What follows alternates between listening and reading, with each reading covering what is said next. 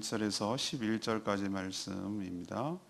오늘은 1월 17일 수요일 저녁입니다. 1월 17일자 본문 누가복음 5장 1절에서 11절까지 말씀 교독합니다.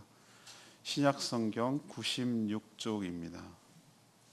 누가복음 5장 1절에서 11절까지 말씀 교독합니다. 무리가 몰려와서 하나님의 말씀을 들을새 예수는 게네사렛 호숫가에 서서 호숫가에 배 두 척이 있는 것을 보시니 어부들은 배에서 나와서 그물을 씻는지라. 예수께서 한 배에 오르시니 그 배는 시몬의 배라. 육지에서 조금 떼기를 청하시고 앉으사 배에서 무리를 가르치시더니 말씀을 마치시고 시몬에게 이르시되 깊은 데로 가서 그물을 내려 고기를 잡으라. 시몬이 대답하여 이르되 선생님, 우리들이 밤이 새도록 수고하였으되 잡은 것이 없지만은 말씀에 의지하여 내가 그물을 내리리이다 하고 그렇게 하니 고기를 잡은 것이 심히 많아 그물이 찢어지는지라. 이에 다른 배에 있는 동무들에게 손짓하여 와서 도와달라 하니 그들이 와서 두 배의 채움에 잠기게 되었더라. 시몬 베드로가 이를 보고 예수의 무릎 아래에 엎드려 이르되 주여 나를 떠나소서 나는 죄인으로소이다 하니 이는 자기 및 자기와 함께 있는 모든 사람이 고기 잡힌 것으로 말미암아 놀라고 세베대의 아들로서 시몬의 동업자인 야고보와 요한도 놀랐습니다.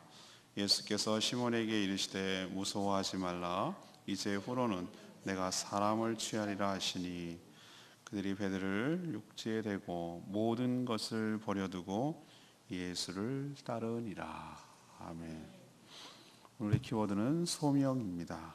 오늘 말씀을 요약하면 예수님은 게네사렛, 갈릴리 호수를 다양하게 이름을 표현하고 있는데 갈릴리 호수입니다. 게네사렛 호숫가에 배 두 척이 있는 것을 보시고 한 배에 오르셔서 자신을 찾아온 무리들을 가르치셨습니다.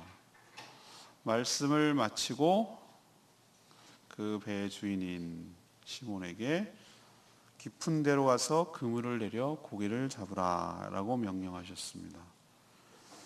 그 배의 주인인 시몬은 밤새 헛수고 했지만 말씀에 순종하여 그물을 내리자 두 배에 가득 차고 넘치고 가라앉을 정도로 많은 고기가 잡혔습니다. 시몬은 무릎을 꿇고 예수 앞에 무릎을 꿇고 자신을 죄인이라고 표현하며 떠나달라고 요청했습니다. 예수님은 그 시몬을 사람을 취할 것이다, 사람을 낚는 어부가 될 것이라고 말씀하시며 주님의 제자로 삼아주셨습니다. 시몬은 배를 육지에 대고 모든 것을 버려두고 예수님을 따르는 예수님의 제자가 되었습니다. 너무나 잘하는 스토리입니다. 오늘 질문 이겁니다. 주님의 제자가 되는 과정, 프로세스는 무엇입니까? 어떻게 주님의 제자가 됩니까? 이것이 오늘의 질문입니다. 첫 번째로 믿음으로 말씀에 순종했습니다. 믿음으로 말씀에 순종했습니다. 내가 주님의 제자가 되고 싶다고 주님의 제자가 되는 것은 아닙니다. 주님이 나를 부르셔야 할 줄로 믿습니다. 이것을 콜링, 소명이라고 부릅니다. 나는 내가 예수를 믿은 줄 알았습니다. 나는 내 발로 내가 예수 믿고 교회 온 줄 알았습니다. 아닙니다. 하나님께서 나를 찾아오셨습니다. 나 같은 죄인, 많고 많은 죄인인 나를 찾아오셔서 나를 주님의 제자로 삼아주시고 주님의 자녀로 삼아주셨습니다. 우리는 그 부르심에 그저 반응할 뿐입니다. 그 첫 반응은 일단은 말씀을 들어야 합니다. 그리고 그 말씀을 듣고 순종하는 것부터 시작을 합니다. 이게 지금 제자가 되는 과정을 지금 이야기하고 있는 것입니다.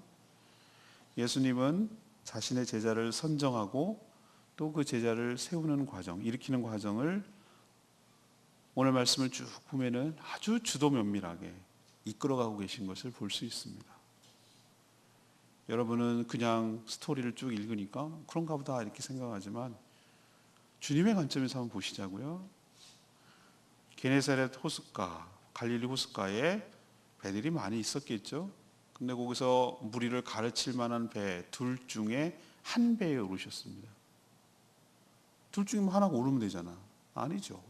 주님은 알고 계셨어요. 그 배의 주인이 시몬이고 이 뒤의 결과를 알고 계셨기 때문에 의도적으로 두 배 중에 한 배, 시몬의 배에 오르신 줄로 믿습니다. 이걸 보면 내가 예수를 믿어주는 게 아니라 주님이 나를 찾아오셔서 예수를 믿도록 주님의 제자로 삼아주시는 줄로 믿습니다. 예수님 보세요. 그물을 싣고 있는 거 봤죠? 이건 뭘 말합니까? 밤새 이들이 헛수고했구나, 애만 썼구나라는 것을 한눈에 알아본 것이에요. 그리고 한 배에 오르셨어요. 그 배가 바로 시몬의 배였죠. 그리고 먼저 막 이렇게 들이밀지 않습니다. 제가 아까 말씀드렸죠. 주님의 제자가 되기 위한 첫 번째 작업은 뭐라고요? 말씀을 듣는 것부터 시작을 해요. 말씀을 듣게 하는 거예요. 육지에서 조금 떼기를 청하셨어요. 예수님은 탁월한 교육자인 거 아십니까? 낮에는 해풍이 바다에서 육지 쪽으로 부릅니다. 스피커가 없는 그때에 작은 소리도 큰 효과를 낼 수 있는 것은 낮에는 배에서 스피킹을 해야 되고 밤에는 거꾸로 육지에서 바다 쪽으로 얘기하는 게 맞아요. 이것 정도 모르셨죠? 이런 것까지 다 고려하시는 거예요. 그리고 또 사람들이 막 밀고 들고 하면은 그 앞에 있는 사람만 듣잖아요. 저 멀리 있는 사람 못 듣잖아요. 배를 뚝 띄워놓으면은 물이 약간의 간극을 주기 때문에 충분히 약간의 공백이 생겨서 여러 사람이 그 목소리를 들을 수 있잖아요. 왜 이런 조치를 하십니까? 말씀을 들어야 주님의 제자가 되니까. 주의 말씀을 들어야, 그래야 귀가 열리고 마음이 열리고 주님의 제자가 되니까. 그러니까 말씀을 안 듣고는 주님의 제자가 될 수가 없어요. 왜? 모든 믿음은 말씀을 들으면서 나거든요. 들어야 뭔가 반응이 오고 말씀의 능력이 있거든요. 그 영혼을 흔들고 그 마음을 흔드는 능력이 있어요. 주의 말씀의 능력이 있어요. 지난주에 예수 영접 모임하고 그랬습니다만 저는 그 말씀을, 복음을 쭉 어떨 때 그냥 원고대로 어떨 때 읽을 때도 있어요. 쭉 설명을 하긴 하지만, 근데 저는 제가 말을 잘해서 내가 아주 원고를 잘 전달하고 스피크를 잘해서 이렇게 저는 사람이 변한다고 생각하지 않아요. 하나님은 저를 도구로 사용하셔서 그 말씀의 능력이 있는 거예요. 그 복음 자체의 능력이 있는 거예요. 어느 사람이든지 그 생명의 말씀, 능력의 말씀에 그 영혼이 부딪히면 변하게 돼 있어요. 권세가 있어요. 능력이 있어요. 그래서 주님의 말씀을 듣는 사람마다 심령이 변화되는 거예요. 마음이 변화되는 거죠. 이게 주님의 제자가 되는 첫 번째 단계예요. 저는 무리를 가르치기 위해서 1차적으로 하셨죠? 예, 맞습니다. 하나님께서는 이 모든 것을 하는데 그냥 우연히 하지 않으시고 굉장히 복선을 깔고 굉장한 치밀한 계획, 우리 눈에는 보이기에는 그냥 자연스러운 듯 하나 굉장히 하나님께서 얼마나 세밀하게 우리를 만져 가시는지를 저는 이것 보고 여러분 느끼셔야 됩니다. 이거는 무리를 가르치기 위함이 첫 번째 의도이고, 또 하나는 이 시몬의 순종을 시험하고 훈련하기 위해서 그런 것이에요. 뭘 시험했는데요? 너의 배를 오르겠는데 배를 좀 띄워줄래? 네 배에 올라도 되겠니? 배를 좀 물에서 띄워줄래? 한꺼번에 여러분 순종하지 않습니다. 작은 것을 순종해 나갈 때 큰 순종도 이어질 줄로 믿습니다. 하나님께서 우리를 훅 들어오지 않습니다. 작은 것부터 순종하도록 해서 더 큰 결단과 더 큰 순종으로 나가도록 우리를 제자 삼아 주시고 인도하여 주시는 줄로 믿습니다. 왜? 이런 순종이 쌓여야 마침내 말씀을 마치고 깊은 데로 그물을 내려서 고기를 잡으라고 할 때 그 명령에 순종할 수 있는 단계로 나갈 줄로 믿습니다. 하나님 이렇게 만들어 가시는 것이 우리를 주님의 제자로 삼아 주시는 것이. 밤새 헛수고한 어부 시몬, 쉽지 않아요. 이 말씀에 순종하기가. 왜? 내가 밤새 잡아봤거든. 방금 전 얘기거든. 어제 얘기도 아니고 그제 얘기도 아니고 일주일 전 얘기도 아니고 방금 전. 밤새 잡았거든. 그리고 왜 밤에 잡을까? 밤에 고기가 많이 잡히니까. 자기는 여기서 터전이거든요. 예수님은 목수 출신 아니에요. 자기도 보다 어리고 경험도 작고 난 이 배에 손주고 내가 여기서 다 삶의 터전을 삼아오는 것이고 오늘 밤에 바로 몇 시간 전에 내가 고기 잡으러 호탕 쳤는데 뭐? 깊은 데 가서 고기를 잡으라고? 여러분 쉽겠습니까 여러분? 굉장히 힘들어요. 쉽지 않아요. 근데 이게 왜 가능했죠? 이게 왜 베드로가 왜 믿음이 좋아서? 사람이 그렇게 처음부터 믿음이 좋지 않아요. 하나님은 여러분 그거 아시죠? 제가 몇 번 얘기했지만 믿음도 하나님의 선물인 줄로 믿습니다. 믿음도 선물이라고. 내가 믿어주는 게 아니고 믿어지도록 하나님께서 인도해 가신다니까요. 뭔 작업을 먼저 하시죠? 왜 깊은 곳에 가서 그물을 내릴 때 그 순종할 수 있는 믿음이 어떻게 생긴 거죠? 예, 배에 띄어서 그 많은 얘기를 들었거든요. 자기가 떠날 수가 없거든요. 자기 배에 올랐는데 어떻게 떠나겠어요? 그렇죠? 그러니까 그 옆에서 가장 가까운 곳에서 주님의 말씀을 들었던 거예요. 그리고 1차적으로 순종을 했잖아요. 너의 배를 올라도 되겠냐? 라니까 거기 내어드렸고 배를 좀 띄울까? 그럼 예수님이 띄우랴? 그걸 자기 배인데? 그럼 띄우는 것도 순종했고 그리고 그 배에서 자기 배에서 말씀하시는 그분 말씀을 들었고 좀 더 나가 볼까요? 누구에게 얘기를 들었냐면은 세리요한에게 얘기를 들었거든. 저분 보통 분이 아니라고. 소문 들었거든. 이 정지 작업, 이 밑밥 깔아놓은 거예요. 밑밥 다 깔아놓고 하니까 내가 밤새 수고했지만 말씀에 의지하여 그물을 내리리이다 라고 하는 그 믿음의 순종까지 나가게 된 줄로 믿습니다. 주님의 말씀을 들을 때 그 말씀에 권위가 있어요. 그리고 그 말씀에 굴복하도록 믿음까지 이끌어 나가는 줄로 믿습니다. 그러니까 감당 못할 고기가 잡혔죠. 늦게 오신 분을 위해서 오늘 질문을 다시 던집니다. 오늘 질문은 뭡니까? 주님께서 주님의 제자를 어떻게 만들어 가십니까? 주님의 제자가 되는 과정은 무엇입니까? 이것이 오늘 질문이에요. 그럼 첫 번째 결론 내리면 이겁니다. 어떻게 해야 주님의 제자가 된다고요? 일단 말씀을 들어야 돼. 말씀 안 듣고는 절대 주님의 제자가 되지 않아요. 그리고 그 말씀이 뭐 해야 된다? 순종해야 돼. 순종하지만 절대 역사가 안 일어나요. 절대 주님의 제자가 될 수가 없어요. 그 말씀을 듣고 그 말씀에 부딪힘이 있고 그 말씀에 울림이 있고 그 말씀이 내 영혼을 흔들어 놓는 것이 있고 그리고 내가 그 말씀에 굴복해야 되겠다는 믿음의 결단이 따라올 때 순종할 때 행동을 옮길 때 그때 주님의 제자가 되는 첫 관문을 통과하게 된 줄로 믿습니다. 두 번째 관문, 죄를 인정하고 회개하는 관문을 통과해야 돼요. 이게 주님의 제자가 되는 두 번째 과정이에요. 죄를 인정하고 회개하는 과정. 시몬이 예수님의 말씀에 의지하여 믿음으로 깊은 곳으로 와서 그물을 내렸어요. 이렇게까지 하기가 쉽지 않았다고 제가 말씀드렸죠. 그리고 보통 어부들은 깊은 곳에 물고기가 없어요. 수초에 가까운 물가에 먹을 것이 많고 수초에 숨을 곳도 많고 그렇지 물고기에 우리 광장 공포증이라고 생각해 보세요. 물고기도 자기 살려고 큰 텅 빈데 잘 보이는데 가지 않아요. 잡혀먹거든 큰 고기한테. 그러니까 엄폐가 쉬운 그런 물가 가까운 데서 이렇게 수초가 많은 그런 데서 숨어 있다고요. 거기서 잠도 자고 깊은 곳에 가서 던지라고? 이거는 상식이야란 말이야. 어부라면 다 아는 얘기를 갖다가 지금 한단 말이죠. 근데 순종했어요. 그러자 물고기가 힘이 많아 오늘 표현에 의하면 그물이 뭐 할 정도로 찢어질 정도였다고 그랬어요.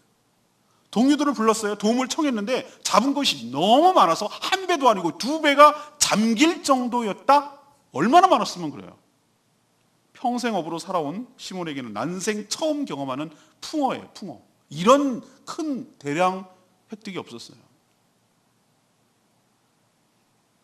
그는 이 사건을 경험하면서 이 놀라운 역사를 경험하면서 직감적으로 저분이 나에게 깊은 곳에 가서 그물을 던지라고 하신 저분이 그저 은혜로운 말씀이나 전한 율법사가 아님을 직감했어요. 그리고 세리요한이 말했던 바로 그분이라는 확신이 들기 시작했어요.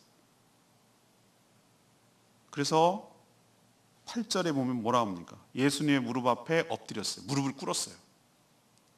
무릎을 거기에 뚝 꿇었어요. 그리고 그 예수님을 향해서 뭐라고 부릅니까? 주님이라고 불렀어요. 주님, 주님.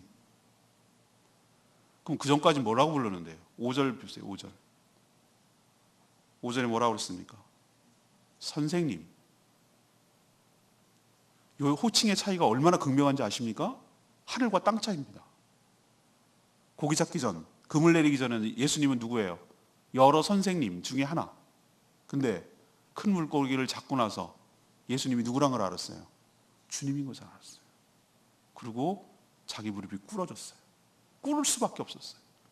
그 엄청난 분 앞에 서 있을 수가 없었어요. 사랑하는 여러분, 예수님의 제자가 되는 두 번째 과정은 뭔지 아십니까? 예수님 앞에 무릎을 꿇어야 됩니다. 무릎을 꿇는다는 얘기는 항복한다는 의미고 그분이 나의 주인인 것을 고백하는 의미입니다. 이 무릎이 안 꿇어지면 여전히 내가 살아있다는 얘기고 난 여전히 내가 주인으로 살아간다는 얘기입니다. 저분이 내 주인이 아니고 내가 내 주인이라는 뜻입니다. 무릎을 꿇지 않으면 절대로 주님의 제자가 될 수 없습니다. 주님의 제자가 된다는 것은, 제자라는 것은 스승이 있다는 얘기고, 여기서 단순히 사제지간이 아니라 주님이라는 것은 여기서 나의 모든 마스터, 모든 것을 통치하고 나를 주권을 장악하고 있는 나의 주인님이라는 뜻이거든요. 내가 고백하는 딱 무릎 꿇는다는 얘기는 그분은 주인님이고 나는 그의 종이고 그의 백성이라는 걸 의미하기 때문에 무릎을 꿇지 않으면 절대 예수님의 제자가 될 수가 없어요. 무릎을 꿇고 나서 뭐라고 고백합니까?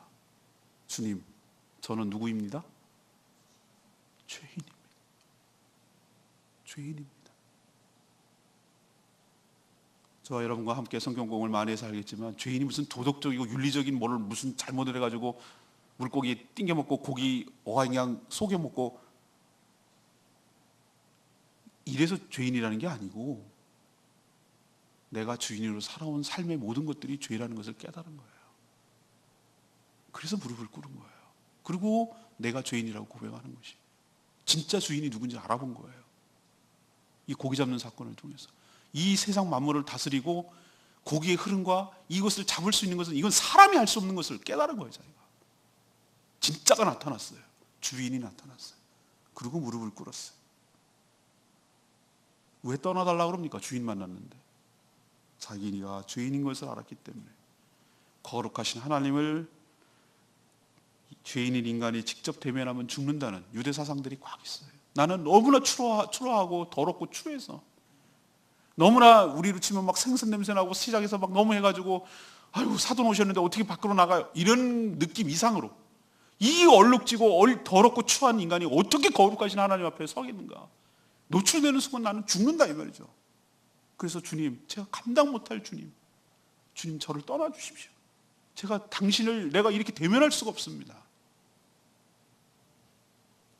그는 많은 고기가 문제가 아니라 거룩하신 그분을 만났을 때 내가 죽을 수 있다는 두려움에 빠진 거예요. 이게 하나님을 만났을 때의 감정이어야 되는 거예요. 이게 내가 얼마나 거룩하신 하나님을 만홀히 여기고 함부로 여기고 내가 주인 돼서 함부로 지금까지 날뛰고 살았는지 처절하게 깨닫게 되는 그 순간 내가 정말 죽어마땅한 죄인인 것을 처절하게 깨닫고 그 앞에 존전 앞에 무릎을 꿇어야 되는 순간 그때 비로소 놀라운 변화가 일어나고 주님의 제자라고 나아갈 줄로 믿습니다. 제자가 어떻게 됐냐고요? 내가 얼마나 하나님 앞에 죄인인지를 깨닫고 그 앞에 무릎을 꿇을 때 철저한 회개가 따를 때 죄인임을 직시할 때 그때 비로소 주님의 제자가 되는 두 번째 단계를 통과하고 있는 줄로 믿습니다. 마지막 세 번째는 무엇입니까? 주님의 제자가 되는 마지막 세 번째 단계는 주님이 주신 사명을 받들어야 합니다. 주님이 주신 사명을 받들어야 돼요.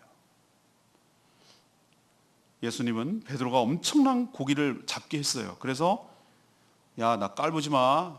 나 목수라고 나 우습게 여기지 마. 내가 고기 잘 알거든.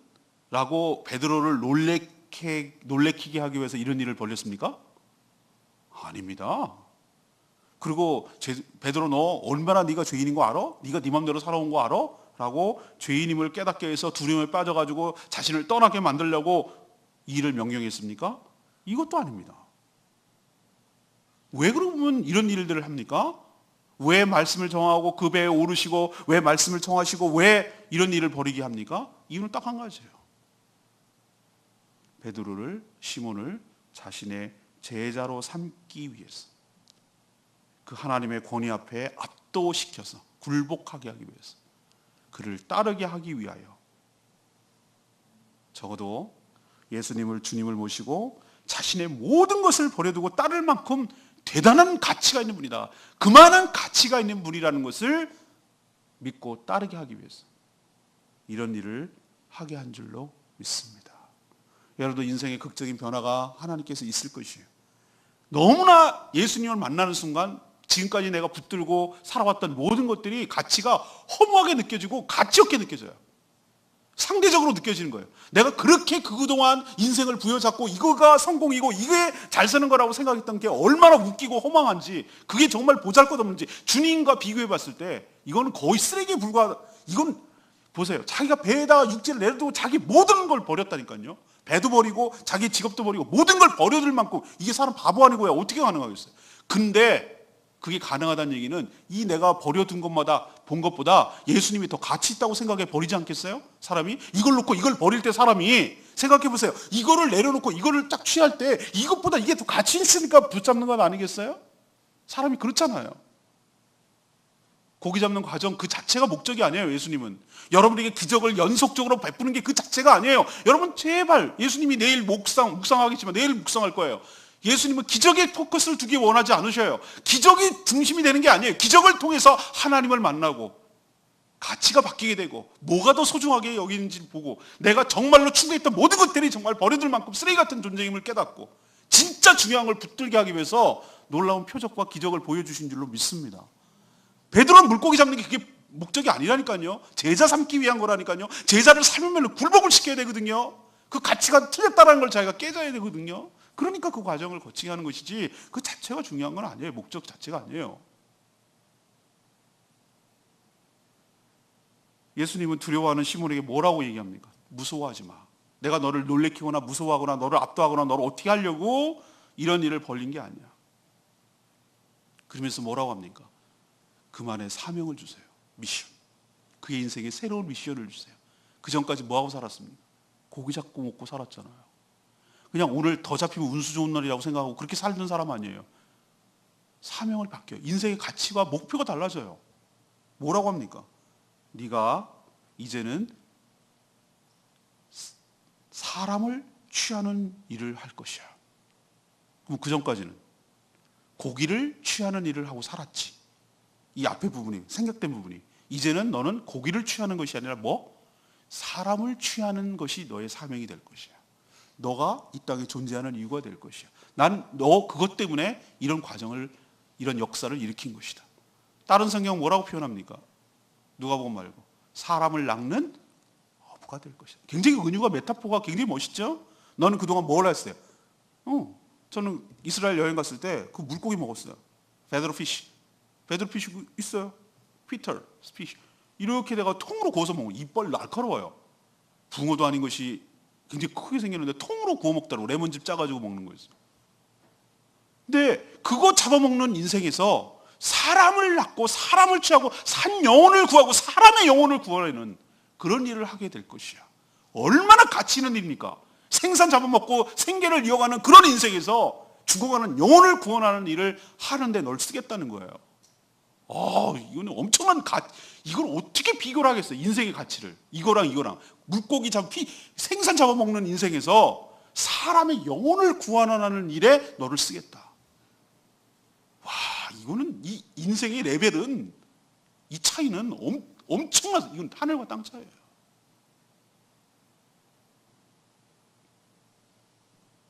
물고기를 잡아먹는 평범한 인생에서 사람의 영혼을 구하는 엄청나게 가치 있는 일을 하는 주님의 제자로, 또 주님의 종으로 살아가기 위해서 널 불렀다는 뜻이에요.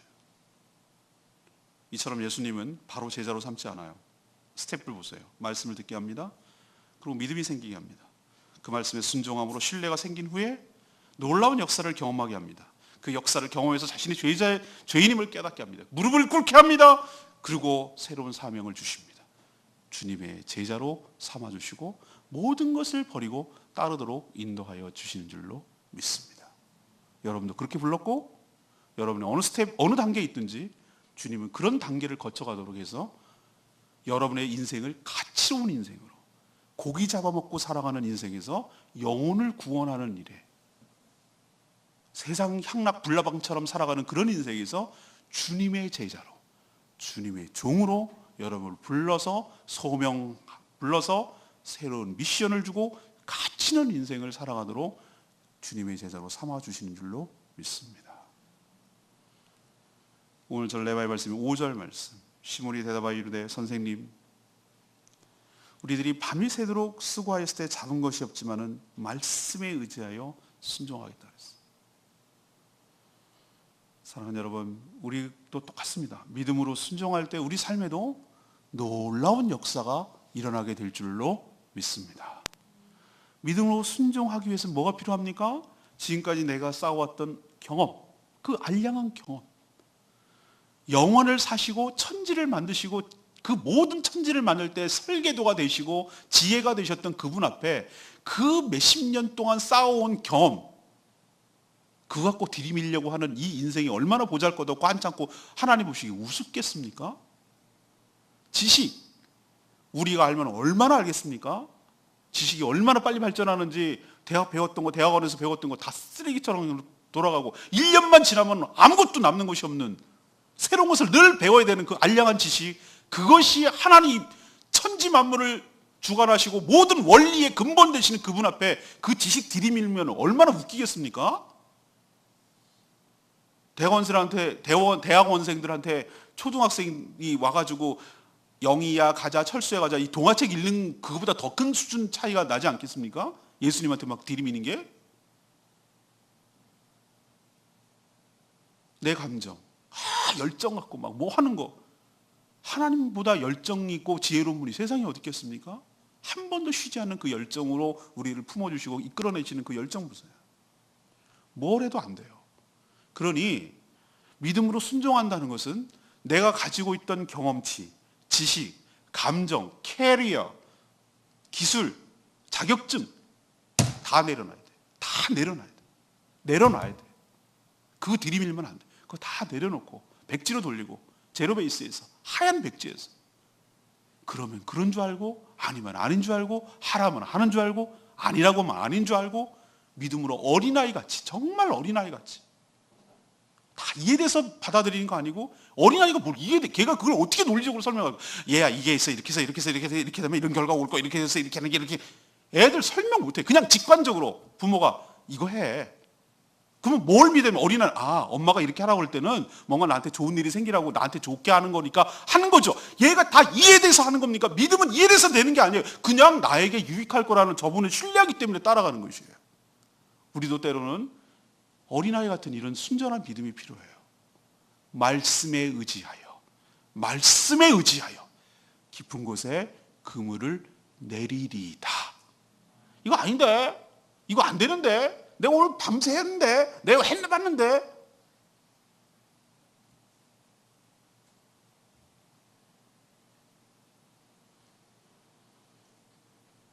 만약 베드로가 자기의 경험, 캐리어, 지식, 경험 이런 것들을 더 신뢰했다면 순종은 없었고 할 수가 없었고 아무 일도 일어나지 않았어요. 자기가 바로 몇 시간 전까지, 직전까지 허탕을 쳤다고 하더라도 주님 앞에서 낭망할 필요 없어요. 말씀에 의지하여 믿음으로 순종할 때 전혀 다른 결과를 우리 삶에도 가져오게 될 줄로 믿습니다. 그럼 거꾸로 얘기합시다. 우리 삶에 놀라운 기적이 없는 이유, 나는 이런 체험이 없는 이유, 너무나 자기가 똑똑하거든. 너무나 자기 경험에 의존하거든. 나는 너무나 내 감정에 충실하거든. 그래서 못 순종하는 거예요. 에이, 바보나 그러지 이러면서 진짜 바보가 누구인지는 모르고 저렇게 한 게 바보지 라고 생각하고 순종 안 하는 거예요. 그래서 내 삶은 맨날 박복하게 지내는 거예요. 아무런 변화도 없어요. 그러니까 그냥 그대로 사는 거예요. 그래서 살자 죽는 거예요. 그냥 이렇게 살면 여러분의 삶에 변화가 있겠어요? 한번 가만 좀 생각 좀 해보자고. 여러분이 살던 대로 계속 산다. 뭐가 변화가 있겠어요?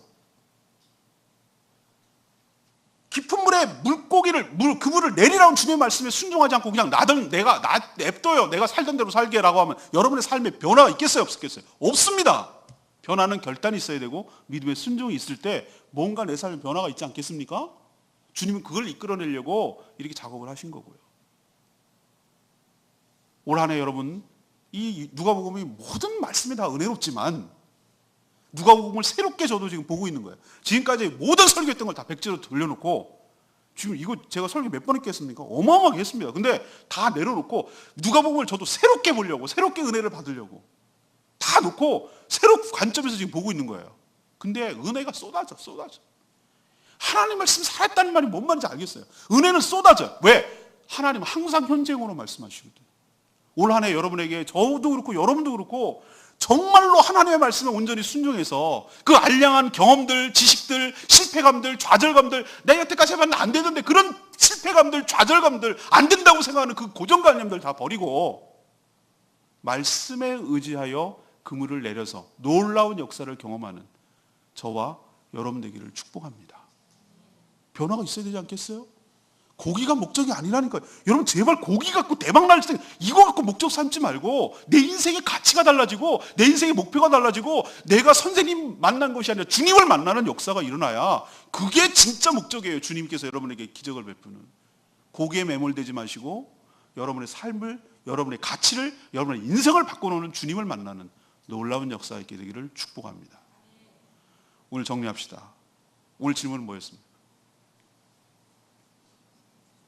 주님의 제자가 되는 과정은 무엇입니까? 주님의 어떻게 해야 주님의 제자가 됩니까? 이것이 오늘의 질문이거든요.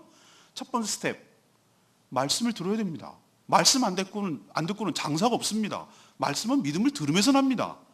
말씀을 안 듣고 용 쓰는 재주 없습니다. 제가 여러분에게 말씀드리죠. 주일날 딸랑 한 번 갖고 말씀 드는 거, 그거 안 하는 사람들보다는 낫지만 그거 갖고 어떻게 해보겠다, 안 됩니다. 왜 안 되냐? 우리는 24시간 내내 세상의 가치관을 받아들이거든. 세상의 논리대로 우리는 압박을 받는 사람들이거든. 텔레비 틀면 선전하고, 회사 가면 압박하고, 매출 강요하고, 이순위 강요하고, 그게 바로 세상이거든. 우리는 금방금방 세상의 동화대로, 가치관의 동화대로 그렇게 살아갈 수밖에 없거든. 그 역류하고 그것을 거꾸로 하고 그것을 뒤집기 위해서는 매일 말씀을 들어도 힘들어요. 믿음이 안 생긴다니까요. 제가 말씀드렸죠. 믿음도 선물이라고. 내가 믿어주는 게 아니라고. 의지 갖고 될 문제가 아니라고. 믿음은 의지가 아니에요. 하나님의 선물이고 축복인 줄로 믿습니다. 믿어진다니까요. 믿어지도록 하신다니까요. 그러기 위해서는 말씀을 들어야 돼요. 딴 방법 없어요. 제가 올해 뭐라고 그랬습니까? 심플하게 살아야 된다고. 말씀, 기도, 영혼권. 이걸 딱 정리해놓고 나머지 가지치기 하셔야 돼요. 말씀 듣는 거 목숨처럼 여겨야 돼요. 저 갔다 오니까 그럽니다. 목사님 뭐 그렇게까지 할 필요가 있습니까? 뭐 녹화 오버하는 거 아닙니까? 아니요? 오버 아닌데요? 우리 교회는 말씀 기도 쉬는 법 없습니다. 에이, 목사님, 이거 너무 그냥 자체를 하라 그래요. 그냥. 교인들이 좋아한다니까. 막 이러면서 나보고 회의를 하더라고. 그래서 제가 뭐라고 그랬어요? 교인 때문에 하는 거도 있지만요. 저 때문에 하는데요. 제가 버틸 수 있는 힘은 말씀 묵상 때문에 있는데요. 말씀 묵상에서 버티고 살아가고 하는 건데요. 저 때문이라도 하는 거예요. 내가 그러고 말았어요. 당신 목회를 잘하셔. 난 내가 알아서 할 테니까. 말씀이 나를 붙든다고. 제 말 이해하시겠습니까? 말씀을 놓치는 순간 난 죽는 거예요. 내 영혼은. 말씀, 기도, 나가서는 영혼권. 거기에 집중하셔요. 그럼 하나님께서 여러분의 삶을 책임져 주실 줄로 믿습니다. 몸값으로 올리세요. 가치 있는 인생을 사세요. 물고기에 혈안되지 마시고, 물고기 어떻게 하면 대박 날까, 여기에 혈안되지 마시고 사람을 낚는 어부가 되세요. 그리고 그 말씀에 순종하세요. 말도 안 되죠? 말도 안 돼요. 다 말이 될 것 같으면 사람들 다 믿습니다. 다 압니다. 그걸 상식이라고 합니다. 믿음이라고 안 합니다. 말도 안 되는 거 순종하세요. 남들이 볼 때, 내 생각으로 볼 때 말도 안 되는 거, 이게 말이 돼? 말이 안 돼. 남들이 보면. 세상 사람이면 말이 안 돼. 근데 말이 돼. 순종합니다. 순종할 때 기적이 일어납니다. 순종할 때 역사가 일어납니다. 순종 안 하면, 말씀을 순종 안 하면 아무 일도 안 일어나고 내 인생 이렇게 살다 죽는 거예요. 두 번째 단계 뭐라고 그랬어요?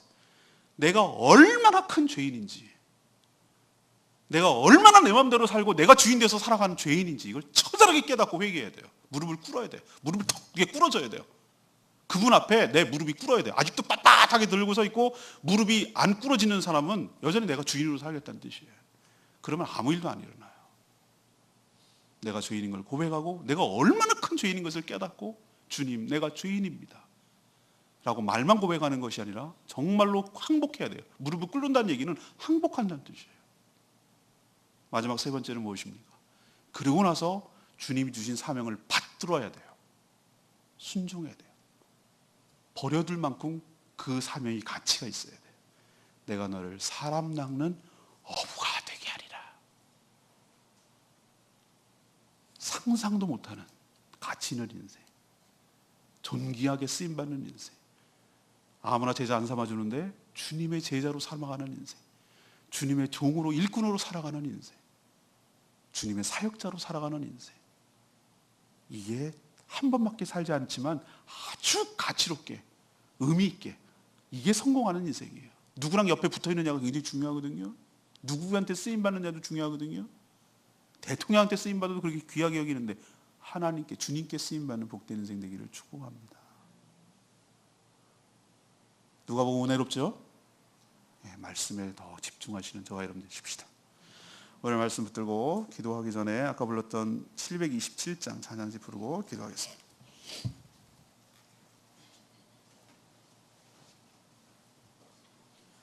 찬양집 727장입니다.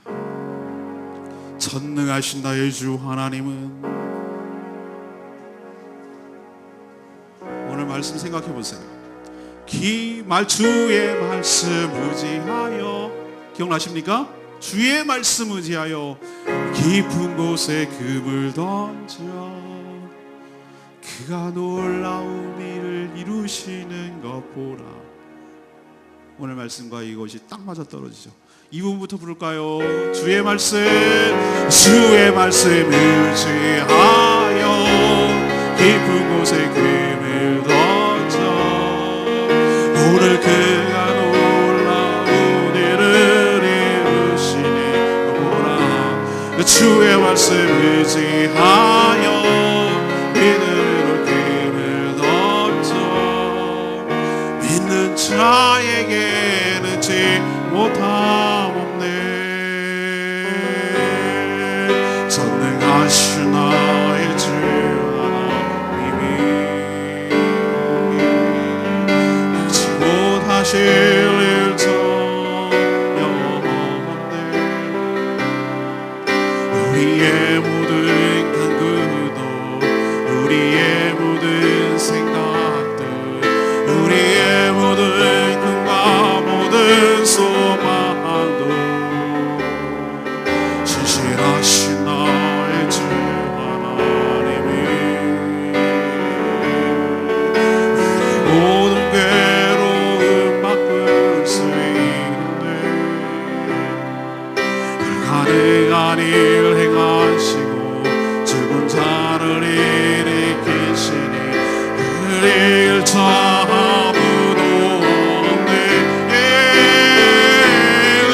말씀 의지하여 깊은 곳에 금을 던져 오늘 그가 놀라운 일을 이루시니 보라.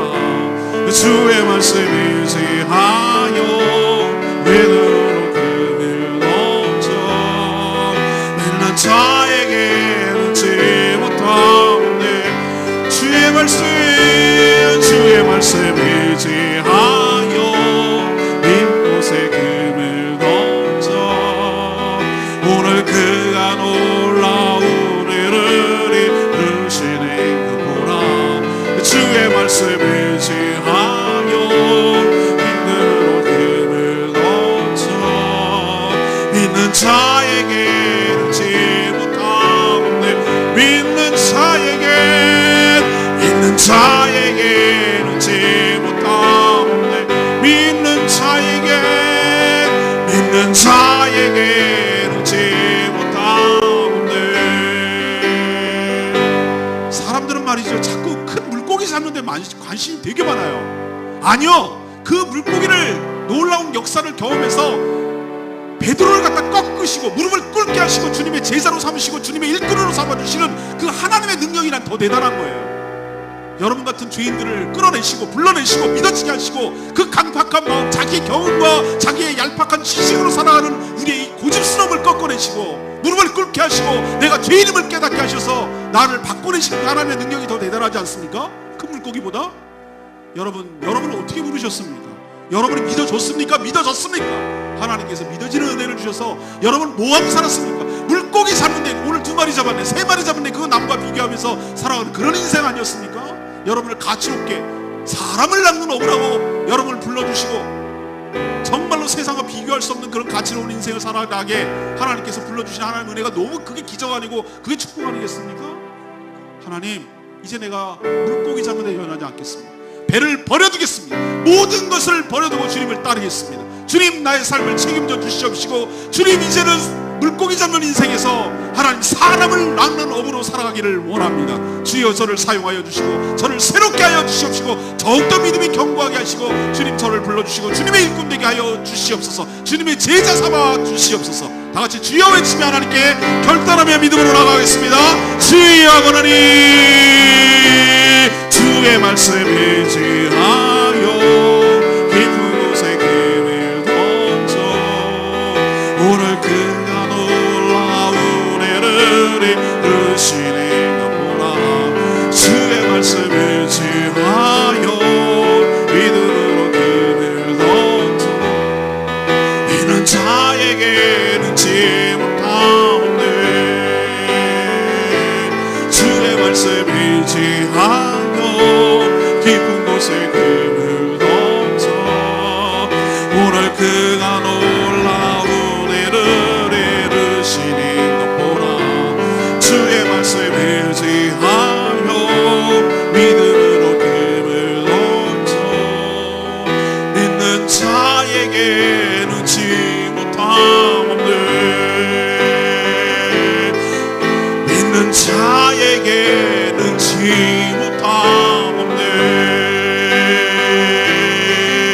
믿는 자에게 능치 못하는데.